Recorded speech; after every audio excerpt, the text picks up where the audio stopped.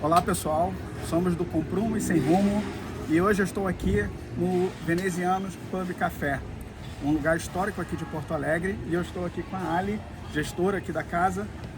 Ali, conta um pouco pra gente a história do Venezianos e também a história aqui do local onde vocês estão hoje. Muito obrigada, que bom recebê-los aqui, que bom fazer parte desse roteiro e que foge do lugar comum dos roteiros turísticos do YouTube quando falam de lugares.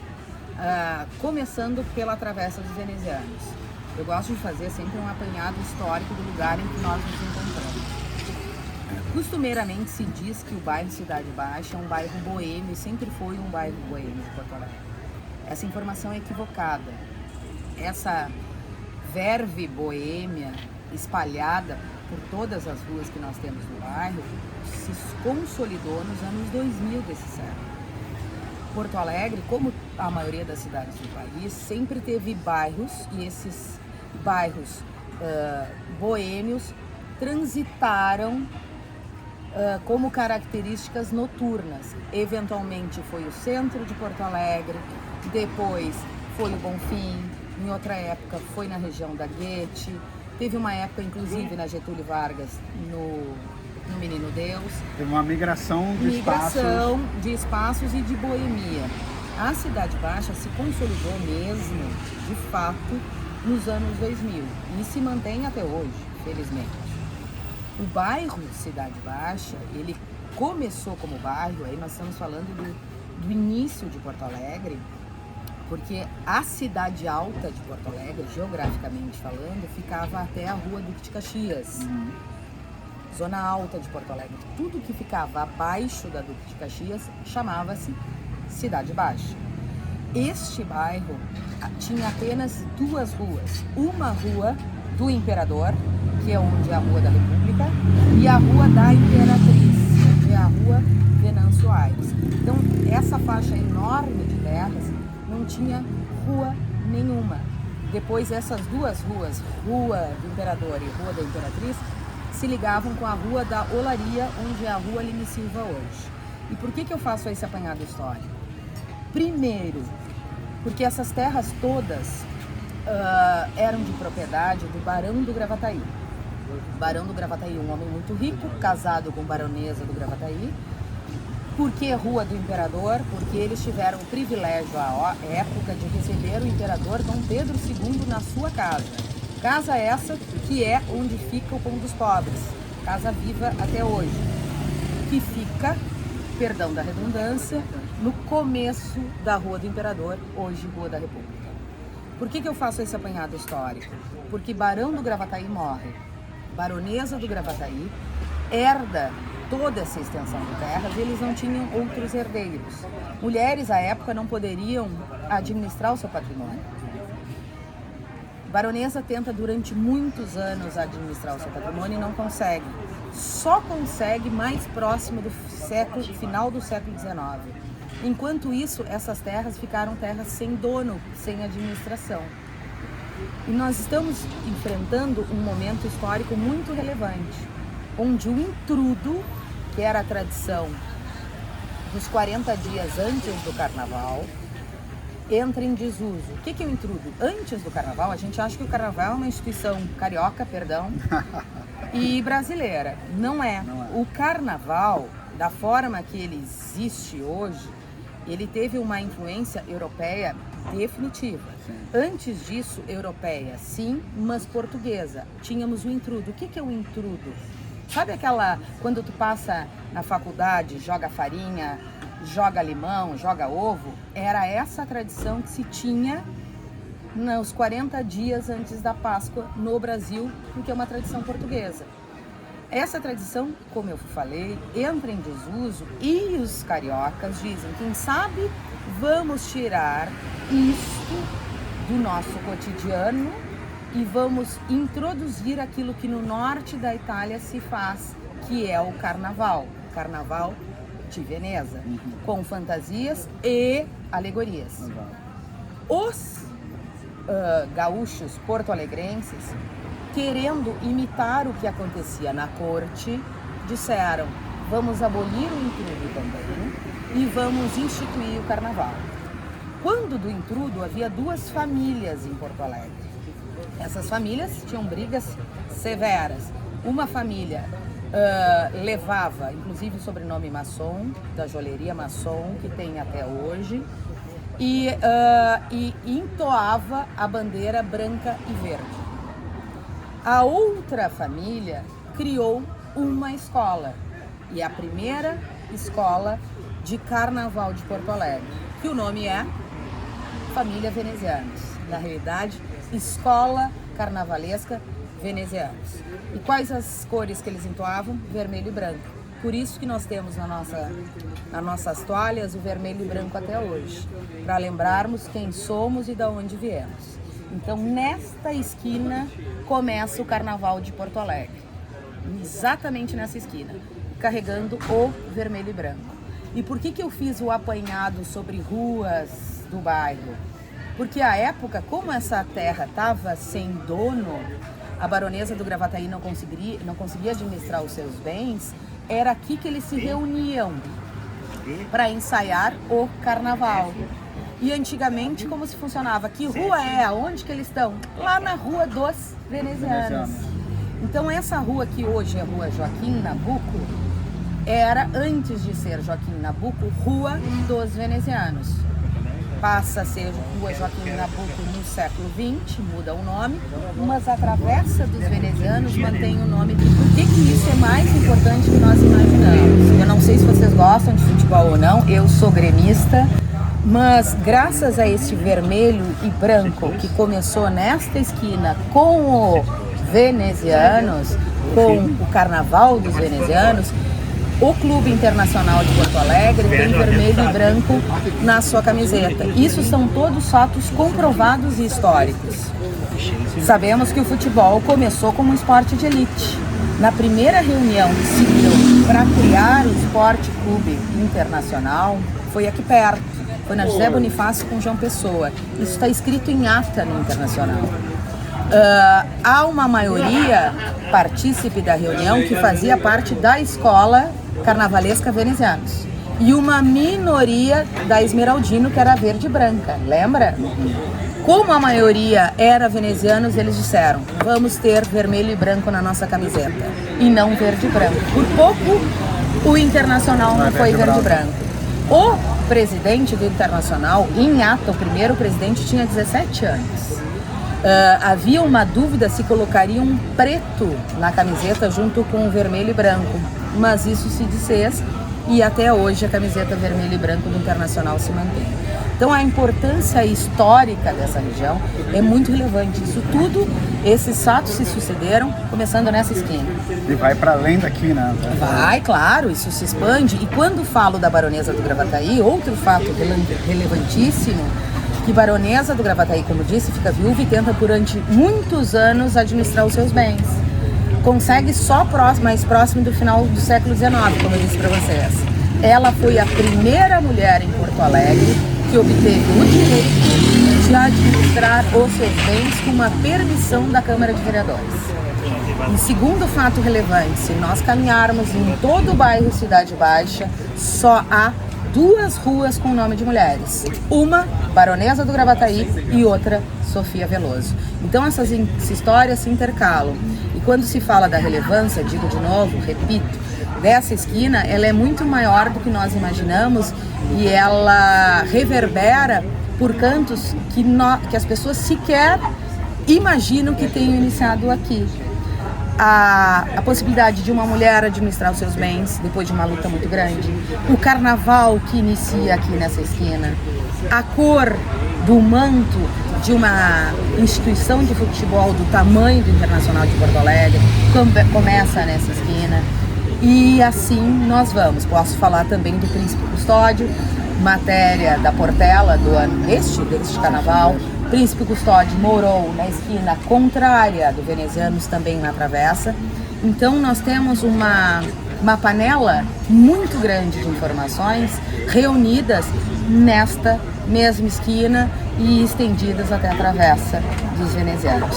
E o veneziano só chega depois, no último ano do século XX. em 18 de janeiro de 2000, e aí depois é história. As casas, elas começam a surgir a partir de quando? A travessa, ela surge depois, né? Porque só tinham as duas ruas, como você mencionou. Depois, exatamente. E aí, quando surge a travessa e essas casas, o que havia aqui antes e Imagina, como evoluiu para o que é hoje? Vini, assim, isso aqui era chamado de emboscadas. Essa região era chamada de emboscadas ou Areal da Baronesa. Por que Areal da Baronesa? Lembrando, terras da Baronesa, a Baronesa não conseguia administrar. Antes disso, por que emboscadas? Nós, infelizmente, ainda vivíamos num período que o Brasil admitia a escravidão, né? Então, os escravizados, quando conseguiam fugir, eles precisavam fugir para locais que eles se abrigassem e que eles tivessem acesso, quem sabe, a árvores frutíferas, a pequenas caças para se alimentarem e que não fossem facilmente capturados, certo? Aqui, como era uma área mais alagadiça, e é até hoje, aqui eles se escondiam. E por que o nome emboscadas? Porque as pessoas precisavam sobreviver e era conhecida como uma região de pequenos furtos, Areal da Baronesa ou emboscadas, certo? Quando a Baronesa do Gravataí consegue administrar os seus bens, ela já estava no final da vida, o intuito era lotear esta região e vendê-la, porque ela precisava fazer dinheiro de subsistência. Conseguiu fazê-lo, e conseguiu fazê-lo com a parte da região já com casas construídas, ela não tinha condições de desmanchar tudo e revender, enfim. Termina-se o loteamento, essas casas todas construídas são casas populares, de moradia mais barata, certo? E aí nós já estamos falando desta construção no século XX, início do século XX. Mais precisamente em 1913, como as casas, à época os arquitetos e os engenheiros davam o número às casas. E eles fizeram uma divisão típica portuguesa. As casas portuguesas são casas de fachada grudada, atestada junto à calçada, diferente da arquitetura italiana e alemã, que tem recuo e jardim, certo? Mas, para diferenciar um pouco do poder aquisitivo, deste lado as casas são maiores, deste lado menores. Se nós observarmos esta casa aqui de 1913, o que diferencia daquela outra? As janelas que eu mostrei para vocês no segundo andar. A desta esquina não tem janelas. E neste lado, as casas subsequentes, que formam o casario da travessa, deste lado existem duas janelas e uma porta, casas maiores.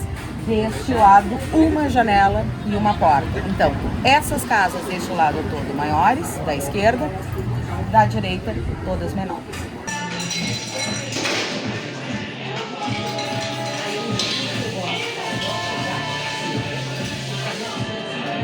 Em 2000 surge aqui o Venezianos, já é uma época que a Cidade Baixa está começando a se tornar um reduto boêmio. Por que o local aqui para os venezianos? Tem alguma questão também com a história? Antes, essa casa é de propriedade dos mesmos, inclusive os mesmos senhorios que nos locam a casa até hoje. Na década de 90, a galera LGBTQIA+, na época GLS, procurava sempre se esconder, né? Não porque quisesse, mas era uma demanda da sociedade. E essa região era toda muito escura, ainda no início da década de 90. Não havia outros bares, com raríssimas exceções. E neste local foi fundado um bar chamado Fly. Este bar, um dos proprietários era aviador. E por que esses fatos são interessantes? Porque hoje nós temos Spotify, nós temos YouTube, nós temos tudo o que é possível, né? Mas na época não. Então, se eu quisesse ouvir, por exemplo, o lançamento da Madonna, eu teria que esperar o álbum da Madonna chegar aqui. E como ele era aviador, o que ele fazia? Ele trazia as novidades para cá. Então, rapidamente, o Fly virou um queridinho da comunidade LGBT, da época dos anos 90. Só que ele durou pouco tempo, ele durou entre 94 a 98, se não me engano, certo? Depois disso ele migra para uma região chamada Gonçalo de Carvalho, que é uma rua muito bonita aqui de Porto Alegre. Nesses 2 anos a casa ficou desalugada.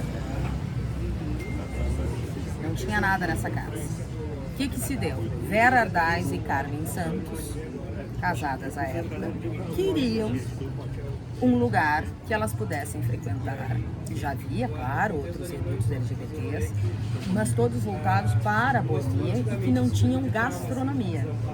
E elas fundam o Venezianos Pub Café, com a ideia de vamos oferecer um lugar que os nossos poderão frequentar e tomar um café no meio da tarde, sem ter que fingir que a namorada é uma amiga, que o namorado é um amigo, o que hoje para nós parece banal, a época era uma necessidade. Quando eu falo que o Venê foi fundado para a dignidade dos atos mais cotidianos da população LGBT, eu digo isso. Nos anos 2000, Vinícius, dar a mão para a minha namorada no café era um ato revolucionário. Hoje ainda não é fácil, né? Imagina na época. Severo. Então eu tinha realmente que fingir que a minha namorada era minha amiga. O Dia dos Namorados. O Dia dos Namorados é um dia comercial? Mas nós queremos ter direito à data comercial, sim. E se eu, no começo dos anos 2000, chegasse numa fila enorme do restaurante com a minha namorada para jantar, eu seria objeto de olhares de toda a fila. E é possível que, se eu levasse um buquê de flores para a minha namorada, o garçom me pedisse para eu me retirar. Então, quando Vera e Carmen fundam o Venê, elas fundam com a ideia de sim, pub, mas café, gastronomia para a população LGBT, formada por toda a cebola e cascas de cebola, que podia-se tomar uma polar gelada, que é uma cerveja local, uma veuve com coco, podia-se comer uma batata frita ou um filé com molho de frutas vermelhas. Podia-se comer bem, podia-se tomar um café, podia-se namorar, sem fingir que seria qualquer outra coisa senão que nós fôssemos. E com essa entoada foi fundado o Venê. E teve dificuldade nessa fundação, a própria sociedade na época? Muito. Conta um pouco, assim, essas dificuldades que vocês enfrentaram. Tu imaginas, eu não fazia parte da gestão à época, mas um tempo depois comecei a frequentar a casa como cliente e tem casos de clientes que frequentam o Venê até hoje e vieram na fundação do Venê, então essas histórias são verídicas. De pessoas passarem aqui a tirarem ovos, as pessoas que estavam aqui na frente, a vizinhança, à época odiada, porque não imaginava ser cercada por gays, drags, trans, sapatão. Chegaram a tentar fechar a casa? Muitas vezes. Felizmente a Vera Ardaz sempre foi muito correta, é correta até hoje, sempre foi muito correta e buscava a documentação o máximo possível para a casa se manter. Até hoje, quando passamos, e é natural que passemos por fiscalização, nós temos uma segurança de mostrar todas as documentações conquistadas durante esses 26 anos e muitas delas. A dificuldade de obtê-las foi severa, mas a Vera foi incansável em consegui-las e que nos dão a estrutura documental até hoje. E isso se manteve nos anos, depois na década de 2010, 2012 foi um ano muito severo, porque nós éramos os únicos, na realidade o único bar daqui da Joaquim Nabuco. Havia o Opinião, que existe até hoje, endereçado na José do Patrocínio, que é uma rua, uma quadra à frente, e havia o Venê. Todos esses bares que existem na Joaquim Nabuco não existiam. Todos os bares que existem na Travessa dos Venezianos não existiam. Então era o Venê e o Opinião. O Opinião bem mais antigo que o Venê. Então a energia era direcionada a nós. Felizmente, sempre alicerçados, primeiro na documentação, e o que é mais fundamental, me parece, a boa convivência urbana. Se eu não estou sendo legal com o meu vizinho, a primeira coisa que eu tenho que fazer é baixar minha cabeça, pedir desculpa e dizer o que tu queres que eu faça para melhorar. Não dizer, eu estou no meu direito, estou dentro do meu barato, aquilo, aquele outro. Não que não estejamos, estamos, mas não adianta eu fazê-lo. Primeiro eu quero saber o que o vizinho quer que eu faça. E vamos conversar. E felizmente, nesses muitos anos já, nós temos uma relação de parceria muito grande com a nossa vizinhança. Eu consigo dar nome a eles. Eu sou o Tomé, é a Beth, é a Marisa, e assim a gente vai indo, que são amigos. Se acontecer alguma coisa que não é adequada, tô falando mais alto na calçada, eles me dizem e a gente vem. E aliás, a calçada é uma coisa que surgiu só depois da pandemia. Nós não tínhamos mesas na calçada antes. Primeiro, porque nós, LGBTs, não gostávamos de nos mostrar. Nós ficávamos dentro dos lugares. Muitas pessoas passavam por aqui querendo entrar, passavam 1, 2, 3, 4, não tinham coragem de entrar. Imagina sentar-se à mesa na frente de um bar reconhecidamente LGBT+. E então essas histórias todas vão se misturando e que nos trazem aqui até hoje.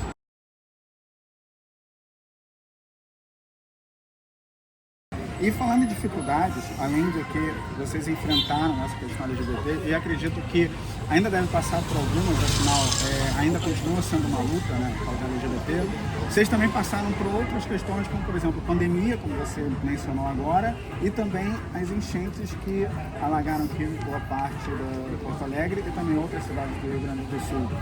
Fala pra gente como foi enfrentar cada uma dessas dificuldades e sobreviver a isso até hoje aqui.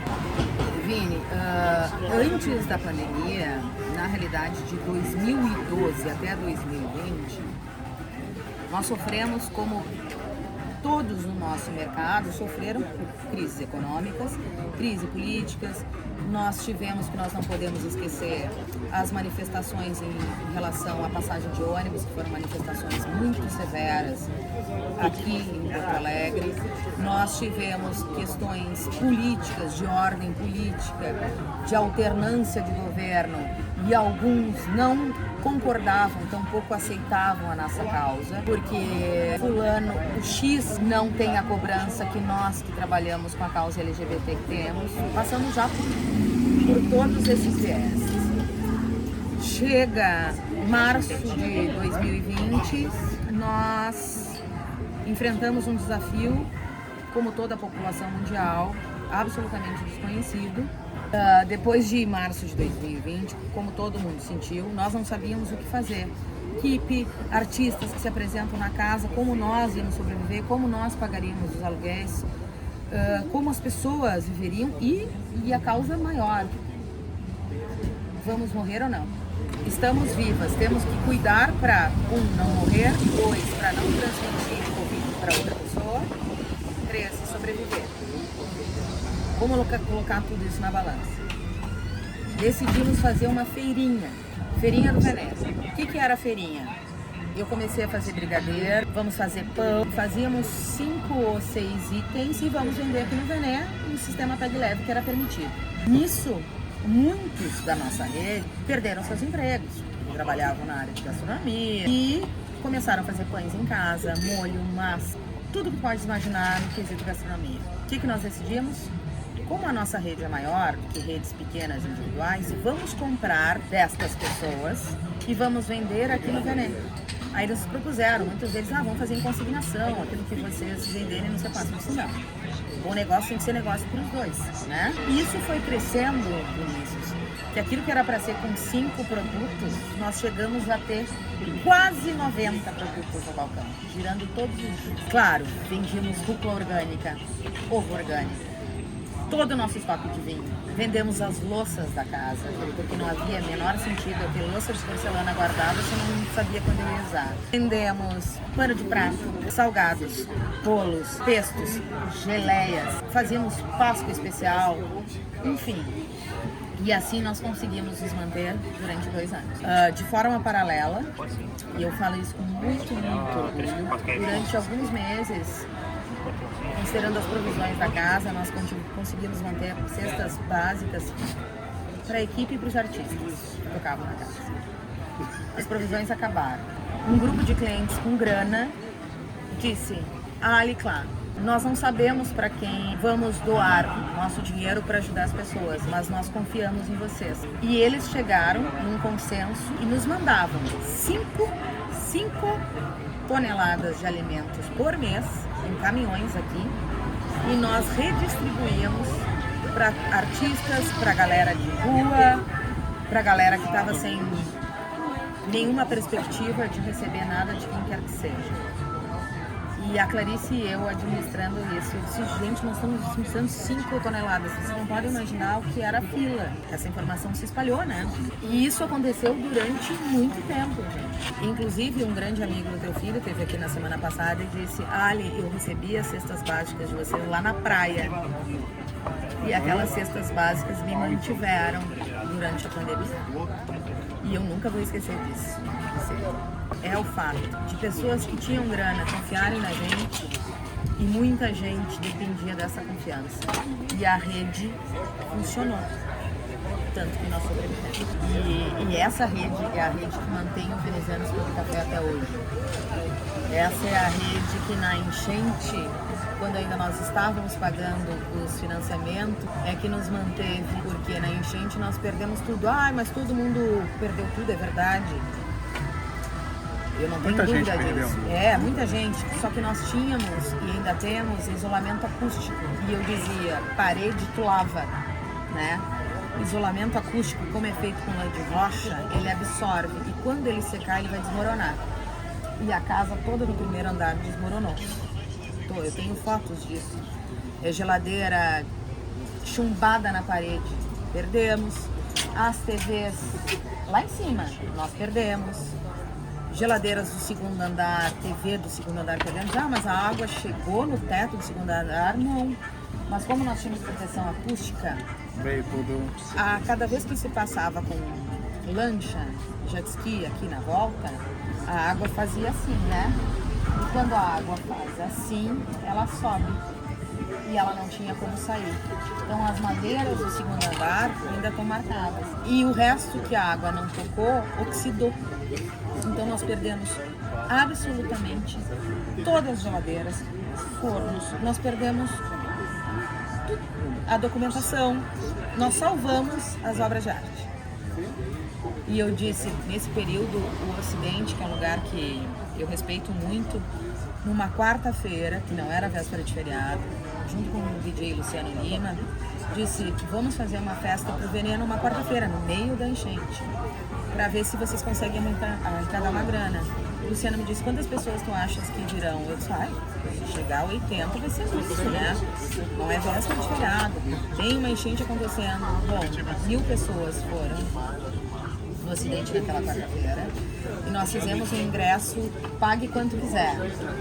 Se quiser paga 10, se quiser paga 20, enfim, porque não era momento de exigir nada de ninguém. E o Ocidente, com a administração do Fiapo, eu deixo isso registrado, o Fiapo olha pra mim e diz: mas eu não imaginava isso acontecer. Acabou a bebida do Ocidente com o Veneno. Sim. Então essas pessoas que trouxeram a casa para a vida. E por que eu falo das obras de arte? Que nós salvamos as obras de arte porque levamos para o palco do Ocidente, e ainda no microfone disse: isso fala mais de nós do que outra coisa. Os documentos nós perdemos, as TVs nós perdemos, mas os quadros que eu mostrei para vocês, eu falo com orgulho, esses nós mantivemos. E tá até hoje. Que são esses que esses aí. Nós só, imagina se eu vou perder meu Madu Lopes, meu Renato Salgado. Não. TV foi, geladeira, micro-ondas, documento. PCI, gente, uma vida inteira para conseguir essa documentação. Agora, as obras de arte. Se a documentação você tira de novo, é trabalhoso, mas é burocrático. Como? Se até hoje estou tentando porque eu peço a segunda via, e quem poderia me fornecer a segunda via também perdeu, porque também órgãos públicos ficaram inundados. Mas a obrigação é nossa tê-los. Mas isso é outra história. E hoje como é que você enxerga o Veneza? São 26 anos, né? 26 anos. Já. Não vou dizer que é um lugar tradicional, Porto Alegre, que tradicional não combina com LGBT, né? Mas um local progressista, mas histórico. E como você enxerga hoje o Venê aqui da história de Porto Alegre? Eu acredito que todo pequeno empreendedor, quando empreende, ele imagina uma vida longa e de sucesso. Ao mesmo tempo, ele também não se imagina dentro daquele espaço durante muitos anos. É uma balança diferente, né? Eu acredito que quando a Vera e a Carmen fundaram o Venê, elas não imaginavam que o Venê seria tão duradouro. E assim como nós, Clarice, eu, enfim, André, Vera, não imaginávamos que isso fosse acontecer. Não imaginou que tornaria essa proporção que hoje tem? Nós somos considerados patrimônio histórico, a casa é patrimônio histórico de Porto Alegre, mas nós somos patrimônio cultural de Porto Alegre. Temos uma placa comemorativa nesse sentido. Falo com muito orgulho, nós somos o único bar, independente da bandeira, que ganhou a honraria na Assembleia Legislativa do Estado do Rio Grande do Sul por trabalhos prestados ao Estado. Veja bem, ganhamos a medalha na Assembleia Legislativa do Estado do Rio Grande do Sul, o único bar que recebeu essa honraria, isso faz, quem sabe, 2 ou 3 anos. Ganhamos agora há pouco medalha de honra na legislatura da vereadora Natasha Ferreira. Esta medalha de honra da Assembleia Legislativa, importante dizer, foi uma propositura do deputado estadual Leonel Hadi. Já tivemos estas honrarias que nós vamos costurando até hoje. Alguns anos, perto de 2012, 2013, ganhamos uma premiação de melhor bar do estado do Rio Grande do Sul, diante de todos os bares e de todas as bandeiras. Então era engraçado ver, né? Farmácia lembrada pelos gaúchos, Panvel. Empresa lembrada pelos gaúchos, Gerdau. Bar lembrado pelos gaúchos, Venê. Nós dizemos, e isso sem falar de bandeiras. Então, o que me parece, o Venezianos nunca escondeu quem era, sempre deixou claro qual público que atende, mas conseguiu transcender essas barreiras, e isso é mais difícil, porque o hétero sempre pôde vir aqui, né? Mas nós conseguimos mostrar para quaisquer pessoas que o nosso serviço é um bom serviço e preza por ser um bom serviço. Claro que erramos, mas queremos consertar, mas preza por ser um bom serviço para quem quer que seja.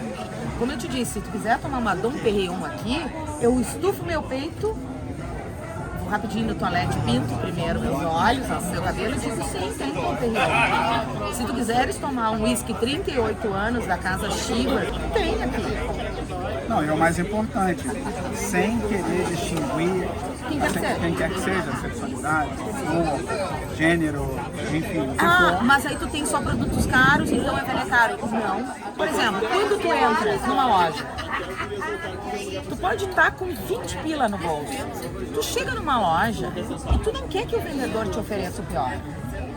Tu queres te ofereça o melhor. Se tu vai ter grana para bancar o melhor, são outros 500. Então eu não sei se tu tá com grana para comprar uma Dom Perignon, uma Vertico. Tomara que esteja, mas se não tiver, primeiro eu vou te oferecer o melhor, porque tu mereces. Se tu não tá com a grana para isso, tudo bem. Nós temos um cardápio elástico, porque não adianta falar sobre diversidade se eu aplico só um preço de ticket médio lá em cima. Mas se tu quiseres tomar, tu tomarás. Se tu quiseres te presentear, tu te presentearás. E não foi nenhuma, nem duas, nem três pessoas, que adolescentes ainda, final da adolescência, foram escorraçadas de casa, não tinham dinheiro para nada. A Clá e eu dizemos, tu vai jantar aqui no Venê toda semana, deixa aqui, com isso a gente vai. Anos depois voltam e dizem, lembra quando a minha família não me quis, vocês estavam aqui? A primeira coisa que eles fazem, quando passam no concurso público, então isso aconteceu há um mês, inclusive, a primeira coisa que fazem, hoje eu vou pedir uma vida. E ainda falam baixinho, vou pagar minha conta. E o melhor é que a Clarice ainda tem anotado. Então essas histórias são as histórias que dizem o que nós somos. O maior patrimônio do Venezianos é o patrimônio imaterial. São as pessoas. Se tu olhares, eu e a Clarice como patrimônio material, pouco temos. Temos carro, imagina a dona de bar, isso aqui. mas nós temos um patrimônio que eu digo com tranquilidade. Poucos bares têm, que é o patrimônio imaterial.